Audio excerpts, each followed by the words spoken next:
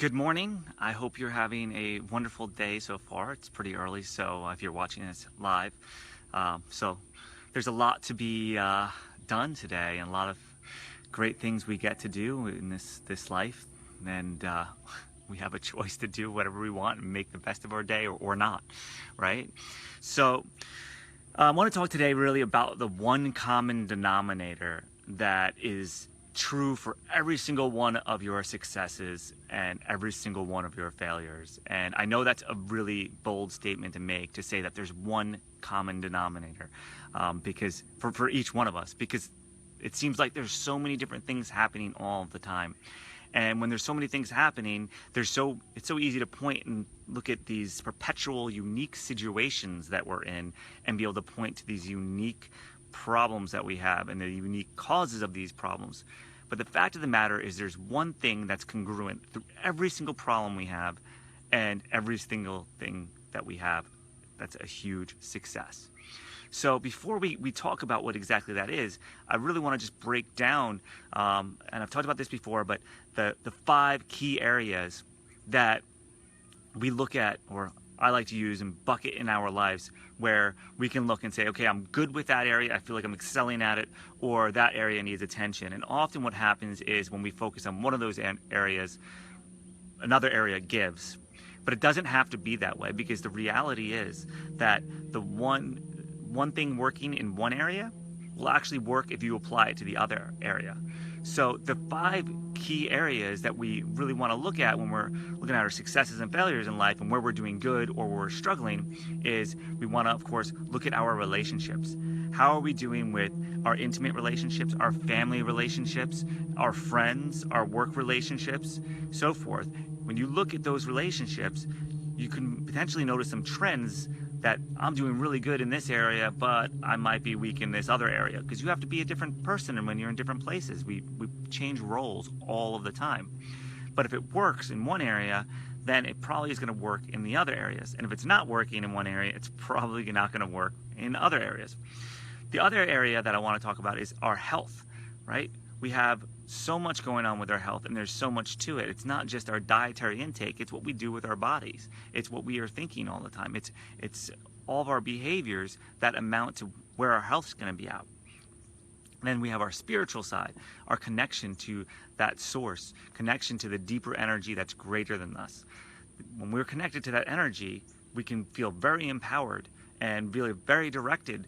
And when we're not connected to that energy, it can be very tiring and very daunting. Then we also have our finances. Our finances are some really key areas, and that's one of the things in our culture here we seem to focus on, is our finances. So that's a very key component to have successful, because if we don't have success in our finances, it seems like a lot of the other things fall apart, and finances seem to really, for better or worse, take a tax on our relationships and our work situation and our health. If we don't have the money, if we don't feel like we have the money to be able to do the things we need to, or even get the right things to be healthy. One of the common things I hear all the time is that our organic food is too expensive. So there's definitely an argument to that, but I won't go into that in this video. And then the 5th area is on personal development. So, and what skills you want to learn and how you want to get better at certain areas of your life.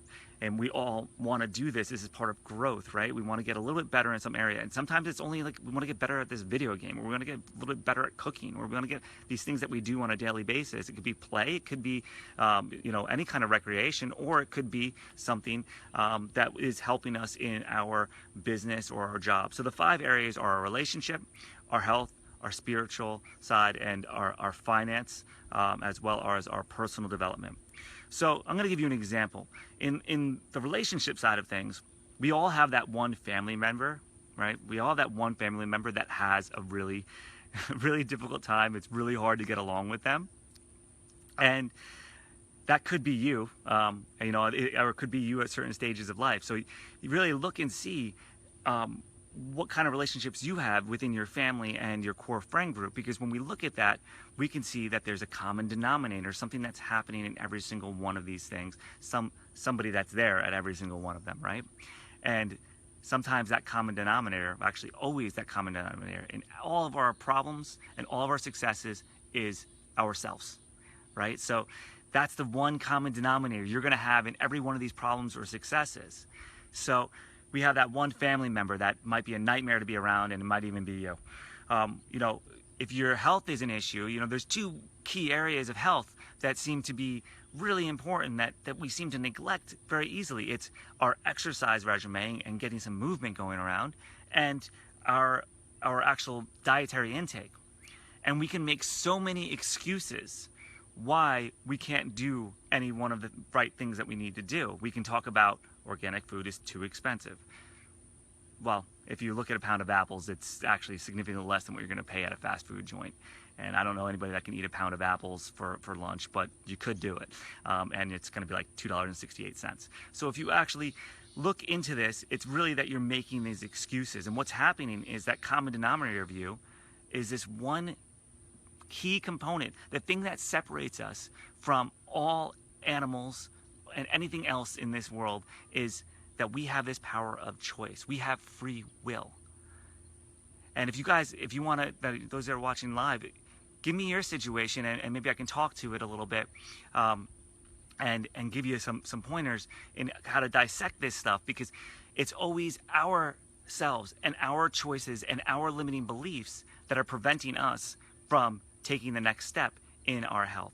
It might be when we think about working out, we might think, well, I don't like to wear the workout clothes because I don't like the way I look right now, and I feel kind of embarrassed to show that I've got this. I don't even want to go shopping for this stuff because I'm going to go buy clothes that I don't want to fit into anyway, and it's completely embarrassing. I'm going to show up to the work and everybody else is going to be so trained and fit and serious about their workout, and I have no idea what I'm doing, and I'm going to go there and I'm just like struggling.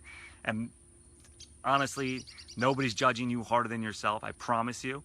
You know, and actually I know for myself, when I'm at the gym and I see somebody that's hasn't been going to the gym and is not in the best of shape, they're more inspiring to me than the person that's like actually completely fit, because they are going for it. They're making a change in their life, and they're making a new habit and a new neural pathway and something new going on, and they're going to be the ones that benefit the most, versus the person that goes to the gym every single day and is completely ripped and cut or whatever and totally looks like they're in shape.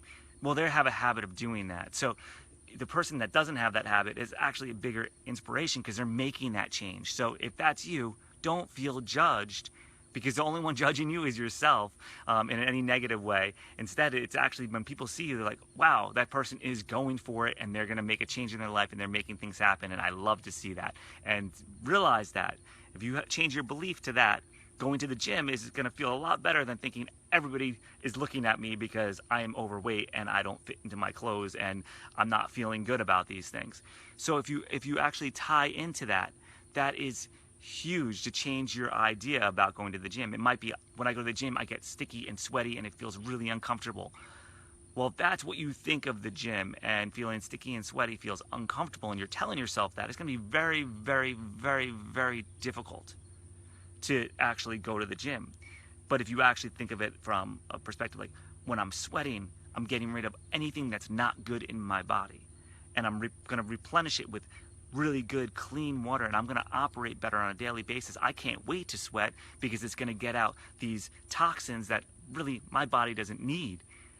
Then it can feel a little better. So play around with that stuff, and when you play around that stuff, it's going to make things so much easier. Find something that's got meaning and purpose for you. I could sit there and give you examples all day long, but you're gonna know what works for you. You know, in financial side, it's often because we have this lack mindset. Like, I just need to get out of debt. There's never enough money. There's never enough this. There's never enough that. And we have this feeling that we're focused around our debt or the things that we don't have, and we're focusing on the lack of them.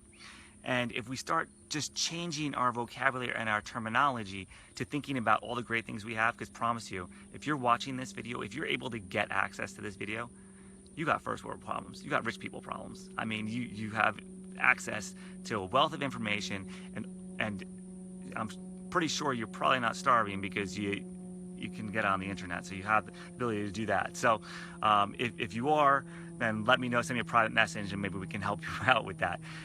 But we have to have this abundance mindset. You have unlimited amount of resources at your fingertips if you're connected to the internet. So all you have to do is figure out how to be more resourceful. And the first way to do that is to start thinking about the abundance and the possibility, and realize that you have the world at your fingertips. So just looking here what Jane wrote, and Jane, absolutely, mental health is so important to that strong mind, strong body, strong will. We have to also be careful that it's not just our ego taking over, because a lot of what goes on up here is really actually our ego, and that's the voice that's in our head telling us to do this, telling us to do that, telling us that somebody said something and giving meaning to what that person said. But what meaning for somebody says, it's one in an infinity of possibilities, because we're not in their head, and we know how crazy it goes on in our head. Like thoughts that we have, we might pass by somebody and be like, oh my gosh, that person looks so successful, and they might not be. They might be totally miserable. Or it might be somebody that actually looks like they're walking the street, and you know what, the reality is maybe they're just going to a party and they're dressed in a costume. And we can give meaning to things that aren't relevant and take offense to things. So we got to be very careful with what these thoughts are in our head, because as soon as we hear one that we don't like, that doesn't serve us, that doesn't serve our higher purpose, it can take us and derail us off track. So the first common denominator, the thing that you've got to really recognize in every one of your problems and every one of your successes, is that it's completely you. You are always there. You are always there. And it's your choices that you make based on whatever the situation that determines whether it's going to be a success or failure. It's like really that simple. Like your choices, yours, nobody else's. Everything that's happening in this world, I promise you, no matter how crappy your situation is, somebody's dealt with worse. You've probably dealt with worse. I guarantee you've dealt with worse. If you've been on this planet for a few decades, you've definitely dealt with worse than anything you're dealing with right now, because maybe 1 in 100 are going through that tough time right now, right? So think about that. You really are in a better place than you were a year ago, or 5 years ago, or 10 years ago, or at some point in your life, and you've survived, and you're still here, and everything happens for a reason, and you learned from that. So if you can focus on that, and if you don't have a worse situation, realize that there's other people and find that worse situation for somebody else, and maybe even try to find a way to solve the problem for them. Because when you do that, and you do help, and you give of your energy, it's not always just giving money, giving of your energy, your thoughts, your prayers, writing a letter, buying a meal, whatever it might be for somebody, taking them to lunch, and just giving them your time. You've got expertise, and you've got expertise in some areas, and other areas you don't, because you haven't went through any pains or struggles in it, right? Or you might not have the experience in it. But you always have your choice. So if you have a situation right now that you hate, that you are not enjoying, just remember, you're choosing to be in that situation. So it's up to you to make a choice to change the way you look at that situation, right? You can change the way, like I was talking about, change the way you look at going to the gym. When I'm sweating, instead of it feeling uncomfortable and hot and sticky and uncomfortable, maybe I'm looking at it as I'm releasing energy I don't need. I'm releasing weight that I don't want to have on. My muscles are changing inside. I'm releasing toxins in my body, and I'm going to replenish it with something much better. And you can think about it the same way with healthy food.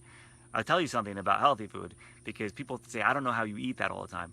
By changing my diet, and we can get into my diet another time. If you guys want me to go do a video on that, just send me a message or comment in here.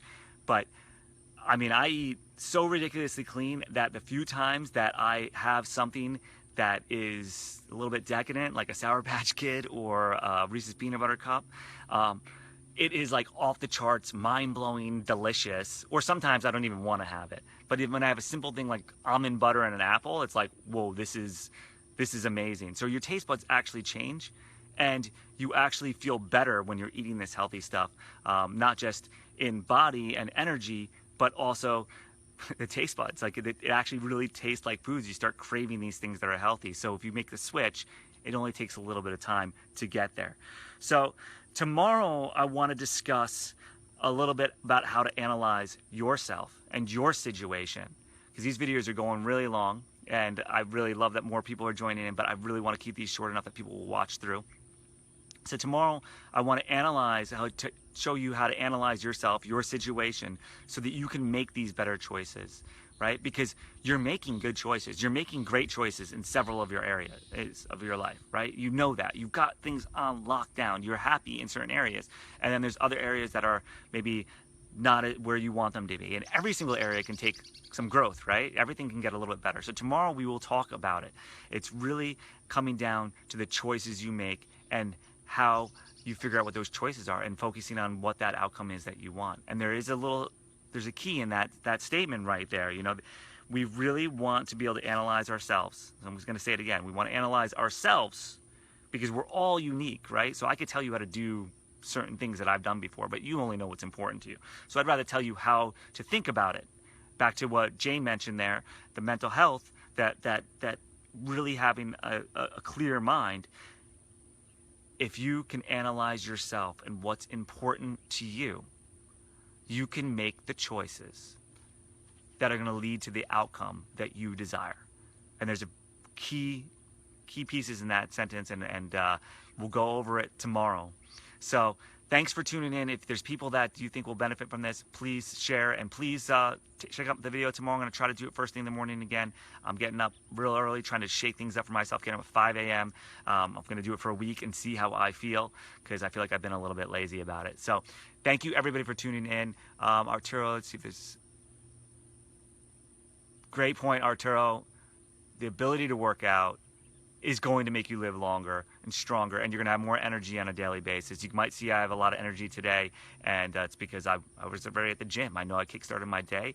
Action, movement creates motivation. So when you got good health, yeah, don't take it for granted. You're absolutely right, Arthur. Don't take it for granted. If you're even capable of going to the gym and eating healthy, like, don't take this body for granted. This is your drive. This is your ride. Do you let your car get dirty and get all dinged up and put like the wrong kind of fuel in it, or do you put the best stuff possible and keep your car clean? I know I have a lot of car enthusiasts because of the racers, and same thing with your motorcycle. If you race motocross or race street or anything that you have, how well do you care for it? Your body, like, if you don't have a working body, you can't do a whole lot. So, guys, have a great day. Do something that makes you feel good today, because tomorrow we're going to get on track and figure out how we can get better outcomes from all of our situations, because I'm learning here as I go. I make mistakes as well. Thanks for tuning in. Please share, and we'll see you tomorrow.